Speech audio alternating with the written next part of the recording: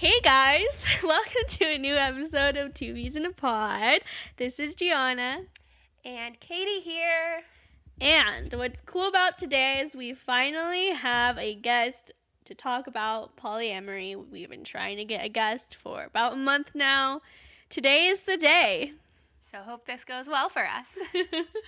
So before we get started, let's do our little personal touch of the episode. Katie rolls her eyes. She hates it. I'm fine. It's just that I feel like every time we do this, I have to think so hard about like what I've been thinking about during the week, which it just doesn't make any sense. But like it's really difficult to think about what my number one thought was of the week that I want to share with you guys. It's a weird thing to do. But it sounds simple. It's not.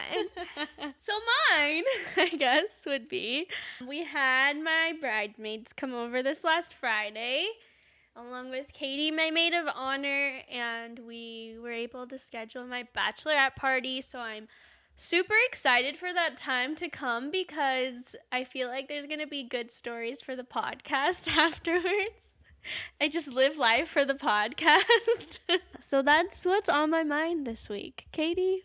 Okay, so for me, it's kind of the same thing. I've been thinking a lot about, since really your bachelorette get-together, bachelorette parties, because we did book our plane tickets to Gianna's. We're going to LA. Woo, woo!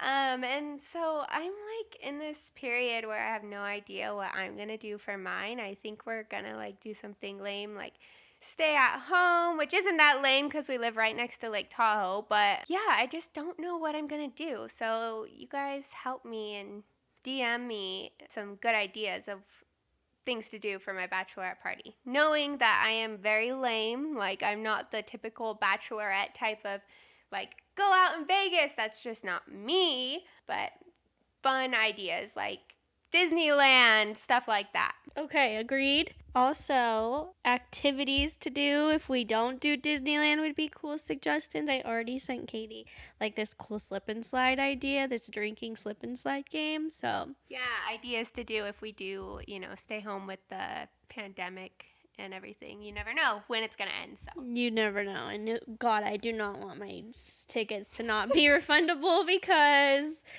if COVID's bad, I have a lot of money that I'm throwing in the trash. No kidding. No kidding. Yeah, help us out, guys. We are going to have another podcast on tonight. It's a husband and wife who are both polyamorous. So we will get them on. What are your thoughts on polyamorous relationships, Katie?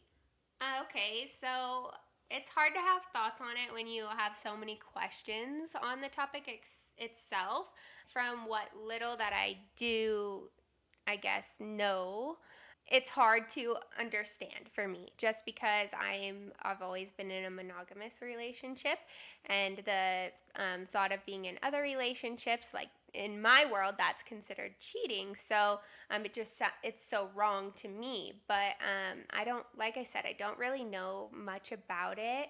So I'm really interested in learning more and trying to understand what it's really about. Yeah, no, 100%. I couldn't have said it better. No, never would I choose that for myself. And I will be open to what they have to say, and they live their lives how they want to live their lives, and I don't have an opinion on how someone else lives their life. I just know that it's not for me. I feel like first of all, I am not a social person. The fact that I'd have to get out of bed and get ready and go on dates with other people, it sounds like absolute hell to me. That's so true. I never thought about that for you. I would absolutely never for me. But if that's how they want to live their lives, then go ahead. But like Katie said, I still have questions. That's why we're having them on, and I'm sure you guys do as well. I think like going on dates with other people, I kind of tried to compare it for me, like going out and like having like friend dates, like my girlfriends, you know what I mean? But like taking it to a further like very emotional, like connecting and sexual activity, that kind of way, that's what I'm having a hard time understanding. So I really want to see how she really, or they really juggle that. Yeah. What is your truth? What is your point of view? I'm really excited for them to come on. Me too. We have Jessica and Joe on now, And can you tell us a little bit about yourselves and your podcast? Well, we live in Reno, which was totally a coincidence to you guys, right? I know, Yes. that's crazy. That's so crazy. We started, it's not just a podcast, it's like an entire media movement called Remodeled. We sometimes call it Remodeled Love, just so that it's easy to search for when you search the word remodeled. It's on Facebook. It started as a TikTok, and that's what went viral. And then we launched a YouTube, and we have an Instagram, and we have a podcast. And the entire concept is that we're attempting to change the cultural narrative around healthy relationships in order to include polyamory, ethical non monogamy, and all of the other. I don't want to say like they're not non traditional, they're just not accepted culturally as traditional, but yes, essentially. Yeah, and the goal is to normalize them and get rid of that. Yeah. Okay, that makes sense. And I feel like with having you guys on, I know that our audience, I don't even know that all of them really know what polyamory is. So I think having you guys on will help answer those questions too. So we did a poll on Instagram, and I think it'll be really interesting for you to kind of see. And by no means do we have like a huge following at all. It's tiny, but still, it's kind of interesting to see kind of around our area people. We asked, have you ever met someone who has been in a polyamorous relationship? And 52% of people said yes, they have. So that was super surprising to us just because we've only met one other person. And then we did kind of listen in to your third episode podcast where you were answering those questions. And like you said, it's not really normalized. And so that was a huge percentage tip for us to hear. And then we asked, have you ever been in one? And that was completely different. It was about 95% said no, and then the rest said yes. So I thought it was interesting how more people know that they've met someone but aren't in one themselves. Yeah. Can you answer the question, because there is some confusion around this. Can you answer the question between the difference between polyamory, the term swingers, and polygamy? Yes, and thank you for asking. Yeah. I'm very passionate about this. Do you mind if I take it? Go for it. You'll notice I talk way more than my husband, and so I try to like be conscious of that.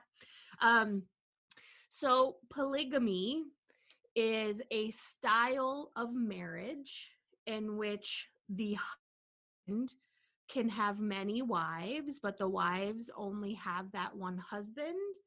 And I think officially they're not considered in relationship with each other. So they're sister wives, but it's not necessarily true that they're romantically involved with each other or having sex with each other. It's just one man with multiple separate wives. Most commonly seen, I think, probably culturally in Mormonism or in various cults. And it's about power, and it's about the man having dominion over his wives. And she doesn't have autonomy, but he clearly does. I don't know a ton about it, so officially my disclaimer is that's really surface level. I do know a couple of women who like that lifestyle. They don't have a problem with the power dynamic. They are choosing that. And so, from a place of freedom, we would say, well, if she's consciously and consensually choosing that, then more power to them. I would then argue, what cultural programming was she buying into when she agreed to that? But that's debatable. Swinging is just the act of having sex with other people with your partner. So switching partners, wife swapping, husband swapping, they tend to happen in orgy settings or just foursomes. It's not about a relationship. It's not about emotion. It is swinging is about the kink and about the sex. And that's it. Got it. Okay. Polyamory means literally many loves. And so polyamorous people are seeking multiple connections, the emotional connection you find in your monogamous relationship. We are just open to that same connection with multiple people. and it's not always sexual. You might have a romantic, intimate, emotional connection with one partner, but it's not sexual at all. Or maybe you're having sex with all of your partners, but it's really about the emotional relationship-like experience. Okay, yeah, thank you. That Yeah. cleared it up way more. Yeah. No, we even searched like the terms. I mean, polygamy was easy, but we searched the term swingers and polyamory on the internet, and I feel like it was even cloudy on the internet. So we couldn't really get a direct answer. So that definitely clears things up for us. So, well, for one, on the internet, I think I read somewhere, and I'm pretty sure I read that polyamory, and this could be totally wrong, so please correct me if I'm or if they're wrong, was entering into multiple relationships with no basically means to enter into a marriage. But I know you guys are married, so that's why I wanted to ask, why did I read that? I'm so confused. Well, so there's a lot of different styles of polyamory. Okay. One of them, non-hierarchical. And so the goal of those relationships is really to dismantle the labels that would make somebody higher or more important than another. So you might see somebody in a 3-way committed relationship, and they don't want to have the labels of husband and wife because it would make maybe that third person feel less important. And so the goal of those non-hierarchical polyamory relationships is to dismantle those levels. And because we don't live in a culture that supports multiple marriages, those people aren't getting married because you couldn't legally do that and remain non-hierarchical. We have a hierarchical polyamory, which some hardcore, they're called relationship anarchists. So, which I think is fucking rad. Can I cuss? Oh, No, yeah. Yeah, go ahead. Do you please? Yeah, and so the relationship anarchists are out here trying to dismantle all hierarchy, all labels, the human need for like, I need to put a label on you to claim you as mine. I need to put a label on you so that other people understand who we are and what we are to each other. And so the goal is to dismantle all of that.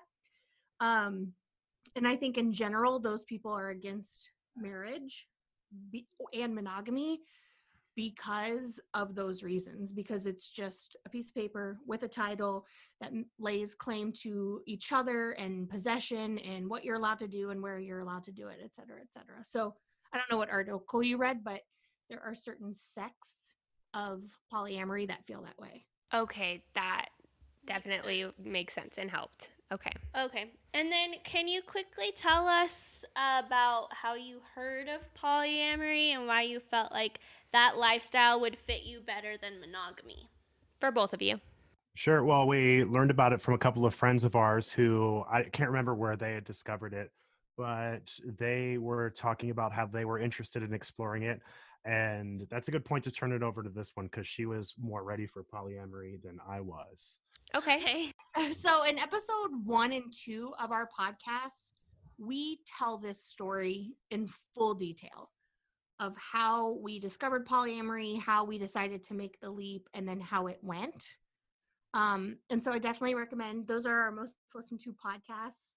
It's a 2-hour story, so I can't really like get into all the details. So I'll give you the abbreviated version now. But if people are like, ooh, let me get that juicy detail. We were introduced to it by some friends, but I realized I had always kind of been that way.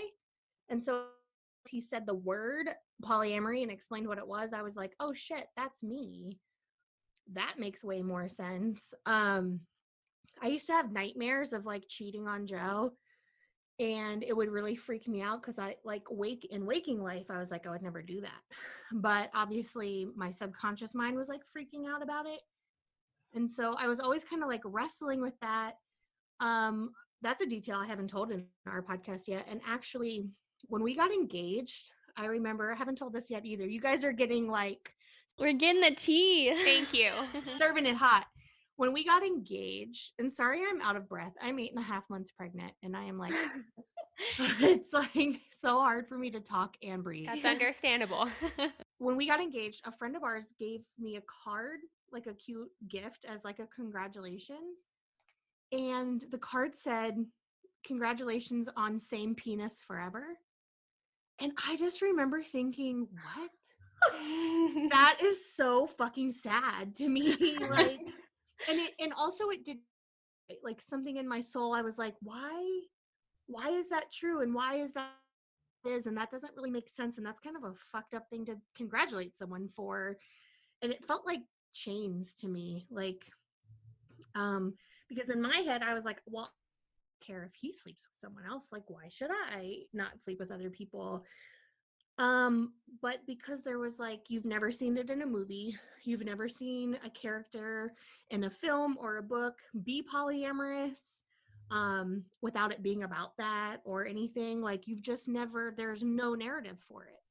And so you're like, this doesn't feel like who I am, but also then who am I? And I just didn't question monogamy. And so then when our friend pitched it to us, polyamory, I was like, oh my God, that's me. And that's who I've always been. And yes, let's do that right now. Ready, set, go. Whereas I was like, okay, maybe let's talk about it and see how we feel and what we want to do. I needed a little bit more time to adjust. I knew that it's what I wanted, but I was not as ready as she was. And a lot of that had to do with exactly what she was saying, that I just didn't have a framework of understanding what it really meant. And if I had had that, such as the thing that we're trying to do with the podcast, if I had this information, I would have been a lot more ready to switch over. Yeah, I think Jessica is you like I want to say how lucky you are for having like a male that is so open to your how you feel and your ideas, because I don't think, not even just men in general, but women and men oftentimes are so closed off to things that are uncomfortable. So I'm happy that you guys could figure it out, you know what I mean? And good for you for at least being open to the woman that you love and like hearing her out and how she feels and trying to learn about it. Well, what's interesting is a lot of those sex stereotypes come into play where when we find couples who are considering polyamory, oftentimes what will happen is this polygamy mindset that gets into the brain of the male that wants it for themselves but can't allow the woman to have it. And so it's tough for that to go all ways around for some couples. And I think that legacy of polygamy is still around and kind of haunts the minds of some men, in my opinion. Yeah, well, and I also recommend being an artist because they tend to be more in touch with their feelings and open to conversations about feelings, and they're a little more flexible in their masculinity, quote unquote. Although I would argue he's more masculine because he doesn't practice ownership and toxic masculinity. But in a heterosexual, especially cisgendered relationship where the woman is like, hey, I want to be polyamorous, the guy has to get over whatever level of toxic masculinity he has inside of him. And the girl has to get over her toxic femininity too, which I always like allude to Jersey Shore. I don't know how old you guys are. No, I would definitely binge watch Jersey Shore. Yeah, and so it's just like, think about that kind of like MTV toxic soap opera relationship narrative that we were fed of like, hey, let's fight all the time and yell at each other and have this really possessive view of relationships, and then um think that, call that love, and think that that's sexy. And then so you go to break that narrative and it requires like getting over everything you've been taught, where 90% of the dramas and everything you've watched or read from being a kid all revolves around somebody likes someone else and now she has to choose. Like, what's Twilight with polyamory? That's very true. I've never thought about it like that. It's nothing. Yeah. But I would hella watch that because she could have both. Hello. And also like they can like thrive as a throuple, and they can just like do what they do best and not have all the drama.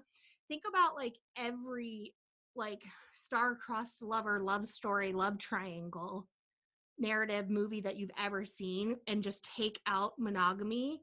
Right. I'd like to say 90% of the plots would erode if monogamy wasn't the main standard. It's kind of a tried and true plot line. That might be a little boring. And so that makes you Exactly. think, are we invested in monogamy because we need drama? Maybe. I don't know. Have you been in a monogamous relationship with, obviously you guys were you started out in a monogamous relationship? It's something that we in the industry call monogamish. Okay. Explain. I think other people may have looked at us and been like, Joe's flirting with that girl. Are you okay with that? And I'm like, what? Yeah, she's hot. I flirted with her too. Or like, we may have been very loose, or I definitely like made out with my friends and didn't even think of it as a problem. And so our boundaries were probably more questionable. I think we were monogamous because we didn't know any better. So did he look at it as a problem? What she just described?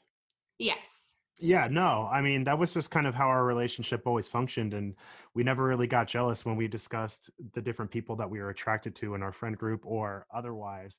And I always thought that was so wonderfully freeing early on. And the thing that was different was that we weren't actively pursuing other partners, but we were flirty and kind of loose with those boundaries and thereby monogamous by default, if that makes sense. It's not as though that's something we decided, it's what it was. But when the time came to expand and start exploring other relationships, then that was the official switch to polyam. So then before each other, any monogamous relationships? Neither of us really had relationships before each other. Okay. Crazy. I Well, know. nothing long term. I mean, we've dated and stuff like that, but we're each other's first long term relationship. And so, Yeah. We're like in our prime now. We were definitely not cool. Younger. I don't know. For some reason it just didn't happen for either of us. I did have a girlfriend in college and we were polyamorous, but we didn't that's just how we were. Okay. Have you ever in your personal life seen a successful monogamous relationship? Obviously not on TV or anything, but in your personal life. A successful monogamous relationship? Yeah. Can you define successful for me? Successful, I guess it's more of a personalized term. For me, successful monogamous relationship would be like my parents. They've only had each other. They're very in love. They've been married for almost 30 years. No desire to, in monogamous terms, which would be bad, cheat. Have you ever seen that in your life? Like, I guess the question's more, I'm wondering if you never seen a successful one in your personal life, so maybe that has made you want to choose a different way of loving. Just like you said, like we maybe don't see it like normalized, a polyamorous relationship. It's not really normalized. So that's maybe why we have opinions or like don't understand it so much. Yes, of course I've seen successful monogamous relationships. I always keep in the back of my mind you never know what's going on. Yeah, very true. So people might be happy but they're really not, or they might look monogamous but they're really not. I don't know how many times in your life you have found out people were swingers that you were like, I had no idea. And they're like, yeah, that's how we keep it spicy. And you're just like, I would have never thought. Yeah. So yeah, I mean, I would echo that. I've seen successful monogamous relationships before, but then that line gets blurred of, is it really successful? How much in love are they still? In terms of like relationships where you can see just by being around them, wow, they're really happy together and they are so in love still and they only want each other and it works. That has been rare to see in my experience. That's Okay. okay. I do think it's rare, by the way. I do. it's rare and I've seen it. I think it's getting more rare as the years go on. So I think the odds that you would change, like spiritually and psychologically evolve and grow at the same rate as the person that you married like 40 years ago, I think the odds of that are really slim. And like we look at our wedding photo and most of the people at our wedding, which was 7 years ago, like we're not even friends with anymore. That's just friends. You know what I mean? Like your friends change so much. Yeah. It's not like they all had a toxic falling out. It's just that you change and you become interested in other things. And so I think the ability to be in a long lasting relationship, the odds that your sexuality is perfectly aligned with the person that you marry is also super slim. yeah. Yeah, I agree. So how do your guys' family feel about your polyamorous relationship? Well, we have the benefit of escaping from having escaped from the Midwest and the East Coast. The West Coast is home to us now, and that is where the culture that we more just naturally jibe with. And so it makes it easy to kind of not have to encounter whatever their feelings are, because we haven't flown back to see them with other partners. And so it's just not relevant to a lot of our conversations. They know about it because we're very vocal on social media. I've had some very short clipped conversations with my family, and I know that it makes them uncomfortable to talk about for various reasons. I think they support me, but at the same time, they don't understand it. And it's sort of like well, we don't talk about it kind of a thing, which, I'm kind of okay with. Yeah. Yeah. I mean, do you accept their view on it and their opinion on it, even though it doesn't agree with yours? There's not enough conversation about it. Like, I really think my family just would rather not talk about it because it makes them uncomfortable. Okay. And they're cool enough to still love us and still have like a normal family relationship. But I would say most of my family's response to me being out in polyamorous is like eye rolly, like like she would. My dad would probably tell you I'm just doing it to be different. Like, that's my entire purpose. Like, I'm actually monogamous. I'm polyamorous because I just like to be edgy. I feel like that's a typical dad thing to say. I know. Super annoying. And I think some of our family members are triggered because it makes you look at your stuff, because you're like, oh, I thought that this was just like a law of gravity, monogamy, gravity, like law of nature. And then someone comes along, and even if you're not polyamorous and you know that, you still, once someone presents the option to you, you might get a little insecure. And so I think it just probably annoys them that, one, that we're polyamorous, and two, that we're really loud about it because we make a lot of media about it. I will tell you, off the record, you can put this in there. Our podcast, you can see where people are listening from. Yeah. And in the 3 cities, nowhere close to where we live, that our families live in, we're getting quite a few listens. I bet. Yeah. So I think they're like peaking. Yeah. Can I sneak a question Yeah, in? yeah. Okay. So then, since you and your families don't talk about it enough, are you accepting to other people's opinions that maybe don't agree with yours on polyamory? About my relationship? No, just about polyamory in general, not your relationship, because for me, I think that anybody should be able to do their own thing and have their own opinions. So I just want to know if you're accepting to listen to other people's opinions on it, on polyamory in general. Insofar as that's what works for them, they might not be polyamorous, or that might not be the model that they would choose. But I oftentimes feel as though when they don't understand it or they have varying opinions, it's because the culture hasn't set them up to look at other options. Long story short. Yeah, that's fair. So I can accept them and hear them, but it's more coming from a place of, I understand why you feel that way, even though I don't agree. Yeah. Yeah, That's fair. I love that. Okay, great. My official policy is do not be polyamorous if you are not polyamorous. So I'm not out here trying to say we're all polyamorous and we're all just kidding ourselves and everyone else needs to just get over their fear and be polyamorous. And, no, do not be polyamorous. This lifestyle is not for everyone. It is how I am oriented and wired. And so he's a lot more compassionate, or maybe empathetic is the correct word. I do not understand monogamy. Yes, I heard that in episode 3. That's why I asked the question. But I understand that other people are monogamous. And so I like that answer. yeah. And so if for someone to think that I wouldn't be supportive of them is as weird to me as anyone trying to tell anyone what to do in a relationship. Yeah. 100%. Thank you. I just loved the answer.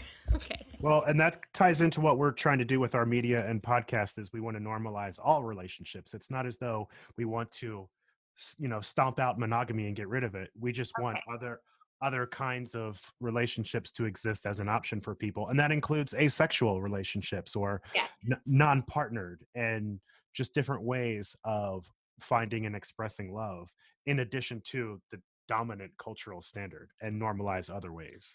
And Yeah. just to like explain further, disclaimer, a lot of people will tell you do not compare polyamory to a sexuality like heterosexual or homosexual. For me, it does feel like my sexuality, and so I do make the comparison, but officially it's not, and not all poly people feel this way. Someone telling me not to be polyamorous is like telling me not to be bisexual. Like, it's not something I have control over. It is how I am wired, and I would respect that a monogamous person is wired monogamously. Okay. Yeah, I like those answers. Thank you. How often do both of you go on separate dates? It kind of waxes and wanes. I mean, sometimes it'll be you might be talking to or dating a couple of people once. Other times it might be none at all, and it kind of goes up and down for each person. And so it's not like there's a set number, Right. but at the same time, it just kind of flows like that, I suppose. I like to date. It's my favorite hobby. I date a lot. I can't date as much now, obviously pandemic, and obviously we have kids. Um well, we have one kid and we're about to have another one. Um Before we had kids, I like dated all the time. And kind of my dream life is like a pretty regular secondary partner that I see like once or twice a week, and then maybe a friend that's super fun and we have a great time that I see like once a month. That would be like my ideal scenario. How do you disclose that you are married and polyam to your dating? Is there like a dating profile or like an app that you guys go through in order to meet other people who are polyam or? Yeah, you would definitely put that on your profile no matter what the dating app was. Okay, Cupid, for instance, allows you to search by non-monogamy and that kind of a thing. So you can Ah, actually designate it. OkCupid is the only mainstream dating app that allows you to label yourself as polyamorous, and also put that you're seeking polyamorous people, or I think it's non-monogamy is what it's called. But then if you're on something like Hinge or Bumble or Tinder, it's just the very first line of my profile, which I'm sure, as you all know, dudes don't really read your profile. They just fucking swipe on you. And then, so I don't get it, because I would never swipe on someone without reading a profile, but I it don't happens get a it lot. either. I wouldn't. And then, like, because then they'll hit me with, like, then why the fuck are you on here if you're married? And I'm like, bitch, did you read my profile? Right. And I have photos of him. I think I have a wedding photo on my profile just to be like, I'm Hello. not trying to hide it. Yeah. Are guys really not okay with it though? I feel like a lot of guys be like, okay, whatever. Like, have you ever met someone that didn't read your profile and they're like, how could you? Absolutely not. I will not go on this date with you. Yeah, I would say for the most part, my experience has been um, guys who are like, well, I've never dated a polyamorous person and am not polyamorous, but you're really cool and we have great chemistry. So absolutely, I'm going to make an exception to date you. Okay. But yeah, no, for sure. Because there's dickhead dudes everywhere. And occasionally I'll match with someone and then I'll send the first message and they'll write back, like, you're fucking married, then what the fuck are you on here for? Or just something really mean, Yeah. because they can't handle it. Right. So I was hearing on the podcast, on your podcast, that you can be like in love with your other partners that you have. I guess my question about that is like, would you be okay with the other person having kids with them or no? Like, what are boundaries? Yeah, I guess I'm trying to seek the boundaries too. That's a super legit question. There are no two poly couples are the same. Right. And so if you're on Reddit polyamory, I don't know if you also follow Reddit polyfamilies. I don't. Yeah, polyfamilies is really cool, especially if you're really looking to dismantle your entire understanding of what a family has to look like. Um, it's we I I just don't want any more kids. Like, I'm not trying to have any more kids. I think for me, what I struggle with in non-hierarchical polyamory, which to me would be what that would require, to have multiple people's babies, which I remember I used to tell you that I wanted to have more than your babies. I do remember that Like, actually. it was like a spiritual thing that I was like, I just have these visions of having these other people's babies. And my thought was, okay, well, I can be sort of a stepdad to that child if that were to, if that's actually what you wanted to do, then that's something I would be open to. Yeah, and I think Oh, people okay. get super triggered. They're like, what do you mean you'd have more than like Joe's babies? But it's like, you see blended families all the time, and the only difference between them and a polyamorous family is divorce and probably hatred. So these are things that like people don't ever think of, you know what I mean? Yeah. Like you say that and it just like kind of blows my mind. I'm like, oh. Think about a really cool divorced couple that's like super healthy and they have a great co-parenting relationship and they have great step parents and the kids call everyone mom and dad. They don't even say stepmom or stepdad because they've been around their whole lives and it's super healthy and ideal. Okay, erase the divorce papers and add that they're all having sex. Like, no, but for real, like, is it really, do we really need those boundaries? Or if your mind can comprehend a healthy co-parenting divorced couple, then your mind can comprehend a healthy co-parenting, we're all in love, kind of living in the same house. There are families who live, we knew a family, two married couples that then fell in love with each other. And I think they were all bisexual. So I think the love went all equal ways between all four parties. And they blended with 2 kids and 3 kids. They had 5 kids. The 2 men were the breadwinners, so they worked. The one mom took care of bills, house stuff, grocery shopping, la la la la, and the other mom did all of the kid errands, get them to school, pick them up, do their homework, blah blah blah blah. Ideal. Like raising even one kid with only 2 adults in the house is hard as shit. Right. So I would love to have multiple adults around. For me, money is the main struggle. So I think in a situation where we were super wealthy or money wasn't a thing, or we lived in some socialist utopia where all of everyone's basic needs were provided for, and I could let go of the scarcity mindset I have around that's our money, I think I could maybe comprehend a little more sharing our relationship with someone else. But for me, I really struggle with scarcity when it comes to money. Okay, so listening to your podcast, I feel like polyamory is your identity. That is who you are. I guess if for whatever reason you decided, I don't want this anymore, I know this will not happen, but you said, I want to be monogamous. I'm asking you, Joe, would you be okay with it? Would you feel fulfilled? Is it as much your identity as it is yours, Jessica? Yeah, I think in theory, I could be in a relationship where she's dating other people and I'm not. And we've had stretches like No. They're asking if I came to you and said, I no longer want to be monogamous. Sorry, I no longer want to be polyamorous. I want to be monogamous. oh. Could you make the switch for me? Would you be okay just being monogamous? Would I do that for her? That's a very tough question. My initial response would be, I don't think so. Really? I mean, you guys have like really made this your lifestyle and you don't think you could ever go back. If you were dating someone who asked you to give up a piece of your identity, would you do that for them? Absolutely No. not. Yeah. Absolutely not. Yeah, me neither. No, Yeah. but we were just saying, like, if you decided, which we know you wouldn't ever, just randomly, you're like, this isn't for me, and I do want to be monogamous with you, would he be able to just be monogamous? It's a great question. I think both options could happen, but I would err on the side of saying probably not. Okay. Okay.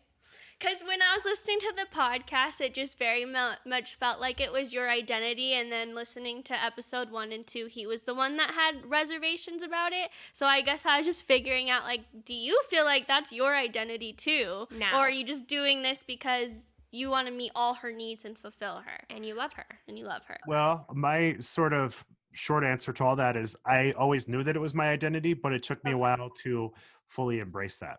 Oh, Oh, okay. Yeah. Okay. That makes clear. I think it was a great question because there is that perception. Yeah. And people should There's hear. very much a perception that I dragged Joe into this and that he's just doing this in order to stay with me. Right. And so I'm glad we could clear that up for listeners for sure. That's good. Thank you, Joe. You're welcome. You guys already kind of touched on this, so I'm sorry if this is repetitive. You guys said that you didn't really have like the jealousy because you guys always had like a poly or monogamish relationship. Were there times where there was jealousy, and how did you navigate it? Yeah, I think jealousy can exist inside any relationship, and being poly doesn't make you immune proof to having those jealous emotions and feelings. And I think a lot of the times early on, that jealousy would manifest as a really long conversation when we would be mad about something superficial, but the root of it was that we were really jealous of a dynamic that they had with somebody else. Now we're very much at the point where if we feel jealousy, we're honest about it. And it usually goes something like, hey, I'm feeling jealous about this person. It's not the way that I want to be, but that's how I feel. I don't need you to change anything or do anything, but I need you to, I need to express that that's how I'm feeling. And I want to get over that. And that's on me. That's healthy. Wow. That you guys handle that great. Yeah, it took a little while to get there, but once we got off our training wheels, that's sort of the rhythm that we found. And a lot of the time it just takes expressing that feeling for it to release and then let go of it. And you felt that too, Jessica, because I don't get like a really like jealousy type of vibe from you at all. Like I feel like you're very much like you know who you are. Like I just don't feel like you're ever like a jealous type. But I've also only been talking to you for how long? So do you feel the same? Well, first of all, I'm a Sagittarius, Cancer, moon, Cancer rising, so I'm jealous. I don't have a ton of jealousy with Joe because we're so solid and so secure in our relationship that it's more rare with him when I meet a new partner, especially if that relationship is like really versus like mellow. I will have like all the normal like monogamous brain jealousy. I just overwrite it. I don't make the other person responsible for my jealousy, and so I think um there's a codependent tendency to be like, I'm feeling jealous, therefore you're doing something wrong, instead of I'm feeling jealous, that's probably coming from an insecurity of mine. Um, so when I'm jealous, it's either because I have an insecurity being lit up by the other presence of the other person, or I have a need that's not being met. So if it's a need that's not being met, then I can just communicate to my partner, like, I think today, because right now, so Joe's like super in love with this new girl. Ooh. Joe. This phone's over here throughout this entire podcast blowing up right now. Like every few seconds I hear the buzz and I'm like, so I'm gonna make fun of him for that later. But earlier today, I was like, you do not text me all day. Yay. But like not. Well, why would he? You know what I mean? And so just like telling him, like, can you text me randomly so that I don't feel so salty? Whatever. That's so silly. I think for me, my biggest insecurity is just like my body. Like I'm just a normal girl who has body issues. And so when the presence of like a really hot girl comes around, it just lights up all my stuff. Um, I saw in a text to a mutual friend that he had told this mutual friend that this new girl is the full package. And so I was like, am I the full package? Yeah. And those are totally normal, like Just like, because she is fun, she has all the things I have, but then is also very fit, not 8.5 months pregnant, and so I was like, is that what makes her the full package? But ultimately that's also the reality, and that's a lot of our toxic patriarchal culture that makes women think that they need to look a certain way, be a certain way, and so there's a lot to unpack there. And that's not a reason for me to not be polyamorous. Like, I'd rather be polyamorous and confront my jealousy issues and my insecurities than attempt to avoid them. I think this is really important just in general, like life lessons type of things. Like if you're jealous in any type of way, to like really figure out like where is that jealousy stemming from? Like why do you feel this way inside? Like I have to constantly do that with myself in life. Like why am I feeling this way? Or like why did I think like this bad thought about that girl? Like there's no reason for that. You know what I mean? And I think people do like tend to like put it on, well, it's your fault or their fault for this. And it's like we need to take a lot more accountability for like what's going on in our own brains and why we're feeling the ways that we're feeling. Preach, sister. And when you start digging, you really find that there's nothing there. So it's like, okay, what am I afraid You're of? like, And okay. digging. And it's interesting that you say that, because so much of the DMs we're getting on Reddit, Instagram, TikTok, Facebook, so much of it, I would say like 40% is people writing in and saying, I am not polyamorous, but so much of the content you're putting out right now is hitting me in a way that's just helping me in my life Yes. Yeah.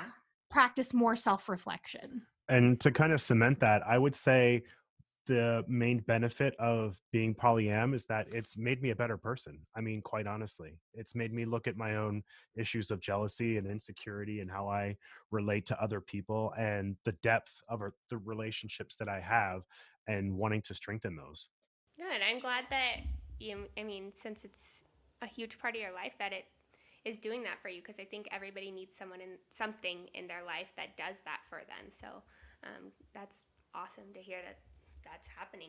Is there anything we didn't ask you that you feel like we should have touched on? That you want to share?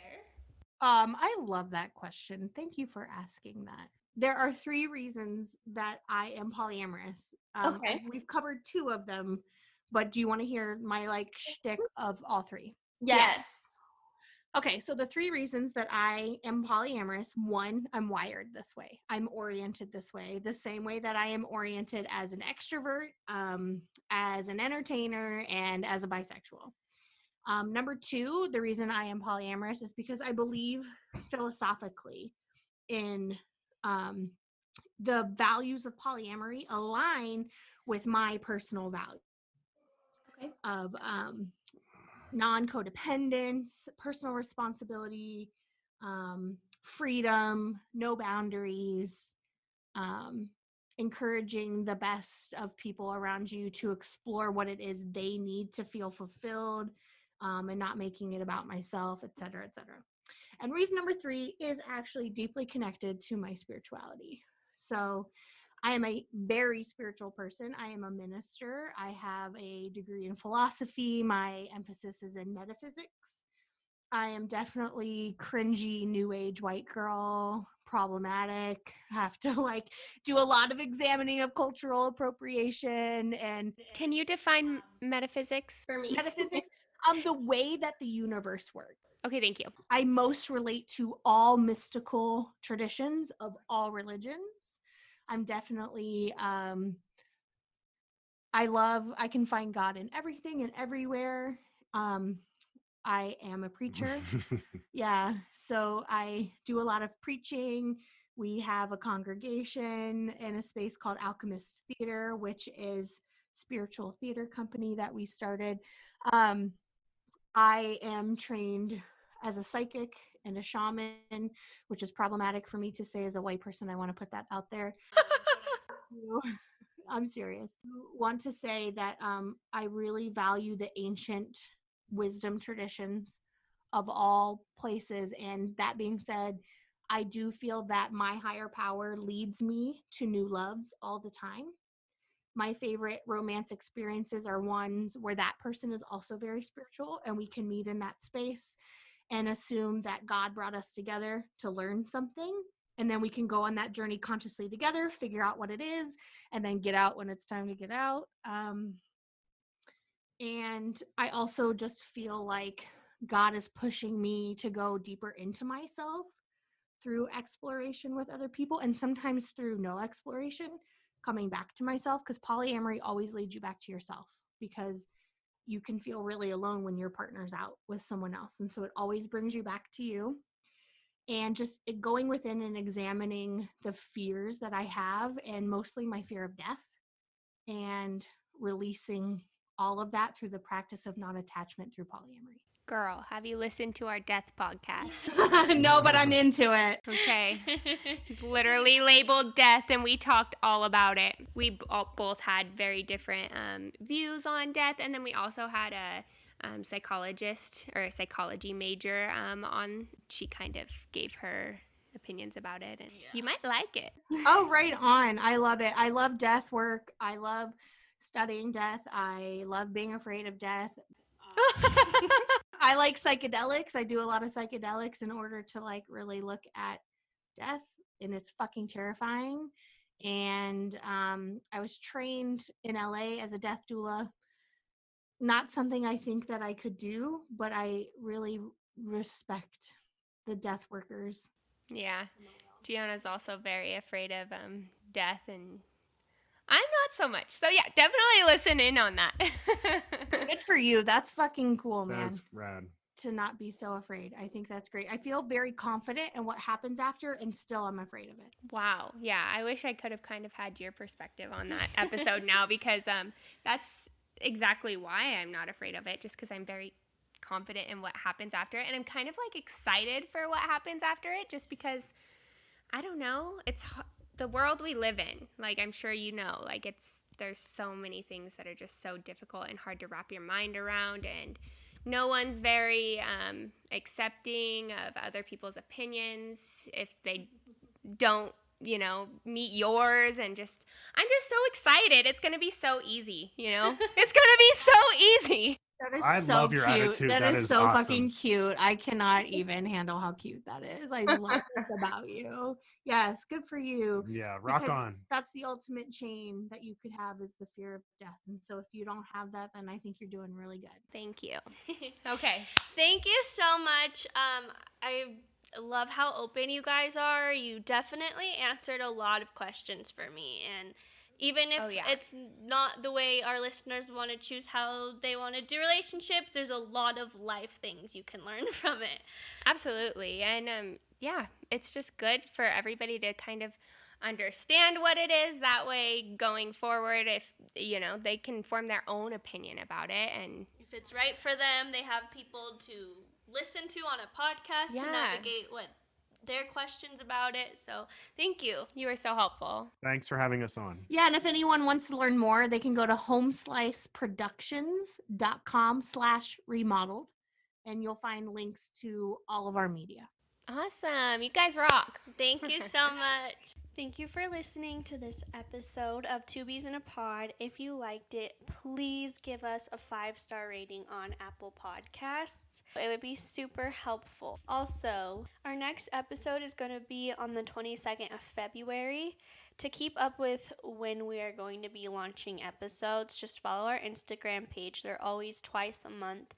Our Instagram handle is number2bs.ina.pod. Give us a follow, see what we're posting, be a part of the discussion, to give us content for our episodes. Have a great day. Bye.